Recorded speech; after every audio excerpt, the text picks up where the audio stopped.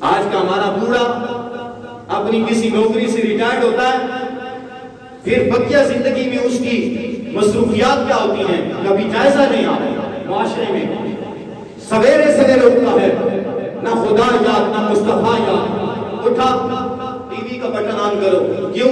خبریں سن لو۔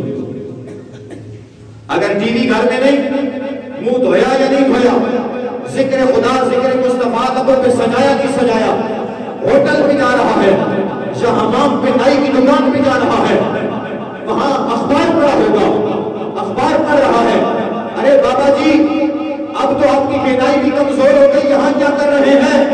کہتا میں اخبار پڑھنے آیا ہوں، خبریں پڑھنے آیا ہوں۔ ارے نادان، تیری ٹی وی، تیرا اخبار تجھے ایک دن، دو دن یا ایک ہفتے کی خبر دیتا ہے، اس رب کا قرآن پڑھ جو آدم سے لے کر قیامت تک کی خبریں دے رہا ہے۔ کون سی خبر ہے جو تمہیں قرآن نہیں دیتا؟ آپ قرآن پڑھ تو صحیح، قرآن تجھے بتائے گا قوموں کو عروج کیسے ملتا ہے، قرآن پڑھ تو صحیح،